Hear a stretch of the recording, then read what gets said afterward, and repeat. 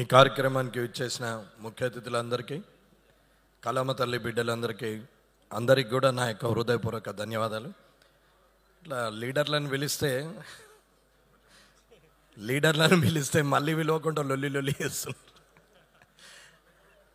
ఇకపోతే రజాకర్ సినిమా నిజంగానే తెలంగాణ చరిత్రకు అద్దం పట్టేది. గతంలో గుర్రపు డెక్కలు సప్పుడు వచ్చినా, రజాకర్లు వస్తున్నారని బండి చప్పుడు వచ్చినా అందరూ కూడా పారిపోయి చైన్లలో దాచుకొని గడ్డివాములలో దాచుకునే సందర్భం.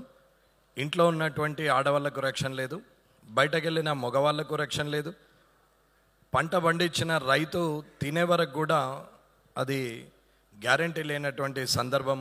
పుట్టాం కాబట్టి బతకాలి, చచ్చే వరకు ఉండాలి అనే పరిస్థితిలో ఆ కాసిం రజ్వీ చేసినటువంటి అరాచకాలకు దర్పణమే ఈ రజాకర్. ఈ రజాకర్ సినిమాని చూసి అందరూ కూడా గత చరిత్రను తెలుసుకుంటూ, గతంలో జరిగింది, ఎంతమంది ప్రాణాలు కోల్పోయారు, ఆ రజాకర్ వ్యవస్థని కూలదోయడానికి ఎంతమంది పోరాడారు, పోరాడిన వాళ్ళ జీవితాన్ని చూసి ఆ తర్వాత తరానికి ఎంతటి మంచి జీవితాన్ని ప్రసాదించారు అనేది చూస్తే, నాటి స్వాతంత్రం నుంచి కూడా 18-20 ఏళ్లలో కూడా చనిపోయి స్వాతంత్ర సమరయోధులుగా ఉంటే ఈరోజు ఈ డయస్ మీద ఇవాళ వివిధ రంగాల్లో అందరూ కూడా స్వేచ్ఛగా బతకడానికి కారకులైనటువంటి ఆ సమరయోధులు, అమరవీరులు, వారందరికి కూడా ధన్యవాదాలు తెలియజేస్తూ, రజాకర్ సినిమాని తీయాలని ఆలోచన వచ్చినటువంటి ఒక రాజకీయ నాయకుడై ఉండి కూడా సినిమాలు చరిత్ర పుటల్లో ఉండాలి, చరిత్రను తీసుకురావాలని చెప్పి ఆలోచించి ఇవాళ ఈ సినిమా తీయడానికి ముందుకు వచ్చినటువంటి నారాయణ రెడ్డి అన్న గారికి, అలాగే సినిమా అనేది అతి తక్కువ ఖర్చులో ఎక్కువ సంతోషాన్ని ఇచ్చేది, అతి తక్కువ ఖర్చులో 10 మందికి అందుబాటులోకి వచ్చేటువంటి సినిమా రంగంలో లక్షలాది మంది ఆధారపడి ఉంటారు. ఒక సినిమా వెనకాల ఎన్నో వందల కుటుంబాలు బతికే పరిస్థితి ఉంటుంది. కాబట్టి ఇటువంటి చరిత్ర ఉన్నటువంటి సినిమాలు, ఇటువంటి గతాన్ని మనకి స్ఫురణకు తెచ్చే సినిమాల్ని ఖచ్చితంగా అందరూ చూడాలని కోరుకుంటూ, సినిమా భవిష్యత్తును చూపెడుతుంది, సినిమా గతాన్ని తిరిగి మనకు చూపెడుతుంది, వర్తమానంలో మనం ఎలా ఉండాలనేది చూపిస్తుంది. సినిమా ఖచ్చితంగా మార్గదర్శకంగా ఉంటుంది. ప్రతి సినిమాలో పరమార్థం ఖచ్చితంగా ఉంటుంది. ఏ సినిమా అయినా ప్రతిదీ ఒక ఆనందాన్ని ఇస్తుంది కాదు, అందులో సూక్ష్మంగా చూస్తే మనకు సందేశాన్ని కూడా ఇస్తుంది. సందేశం ఇవన్నీ సినిమాలు ఏం లేవు.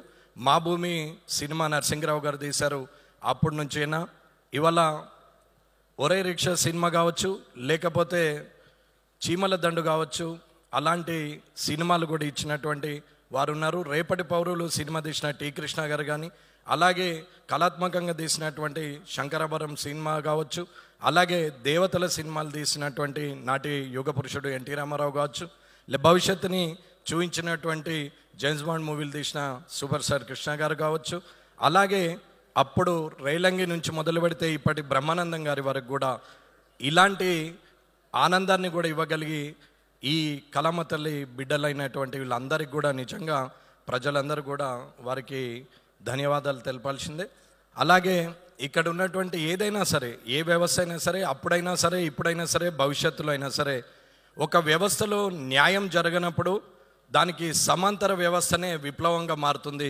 ఎదురు తిరుగుతారు, ఖచ్చితంగా యుద్ధం వాతావరణం మొదలవుతుంది. న్యాయం జరగనప్పుడే అక్కడ సమాంతర వ్యవస్థ వస్తుంది. కాబట్టి దాని పేరే విప్లవం అనుకుంటారు. దాని విషయంలో ఒక్కొక్కరు ఒక్కొక్క రకంగా అనుకున్న, జరగాల్సిన న్యాయం జరగనప్పుడే, దానికి సరైన శిక్ష, అన్యాయానికి సరైన శిక్ష పడినప్పుడే ఆ సమాంతర వ్యవస్థ ఉద్భవిస్తుంది. దానికి ఏవైనా కారణాలు కావచ్చు. ఈ రజాకర్లో కూడా అలాంటి పరిస్థితులు వచ్చి ఎన్నో సంవత్సరాలు ఇబ్బందులు పడ్డటువంటి ఈ హైదరాబాద్ సంస్థానం అంటే బీదర్ నుంచి మొదలు పెడితే ఔరంగాబాద్ వరకు, బళ్ళారి నుంచి మొదలు పెడితే ప్రతి దగ్గర కూడా ఈ రజాకర్ వ్యవస్థలో మనకు ఇప్పటికీ వారి కుటుంబాలు కానీ, వారి గోడలు కానీ కనపడతా ఉంటాయి. ఇలాంటి సినిమాని తీయడానికి ముందుకు వచ్చినటువంటి, ఇలాంటి సినిమాలో నటించడానికి ముఖ్యమైన అందరూ వచ్చారు. ఇక్కడున్న అందరి సినిమాలు కూడా నేను కూడా చూశాను. అది వేదిక గారిది కావచ్చు, బాబ్ సింహ గారిది కావచ్చు, లేకపోతే అన్న సినిమా ఎటో బాయ్ అన్న సినిమా కూడా చాలా సినిమాలు చూసాం. సరే, సీమ ఎక్కడో టీవీల ముందర చూసిన సుమ గారిని డైరెక్ట్గా చూసే అవకాశం కూడా వచ్చింది. కాబట్టి వారు మాట్లాడేది కానీ రాజీవ్ కనకాల గారు కానీ అది ఎప్పటి నుంచో చూస్తూ ఉంటాం టీవీల్లో. నేను కూడా మీ మామగారి ఇన్స్టిట్యూట్లో ట్రైనింగ్ తీసుకోవాలని వచ్చి మరి మళ్ళీపోయి రాజకీయ నాయకుడికి వచ్చాను. లేకుంటే మీ లైన్లో నేను కూడా అయ్యేవాన్నేమో. ఏదున్నా అన్న మనిషి బతకాలనుకున్నప్పుడు తనకు కావలసినంత ఉంచుకొని ఎదుటి వాళ్ళకి నలుగురికి ఇవ్వగలిగే మనసు ఉండాలి, సింప్లిసిటీ ఉండాలి, డౌన్ టు ఎర్త్ ఉండాలి. ఏదున్నా శాశ్వతంగా ఉండేది పేరు తప్ప తన గుణం తప్ప ఇంకేమీ ఉండదు.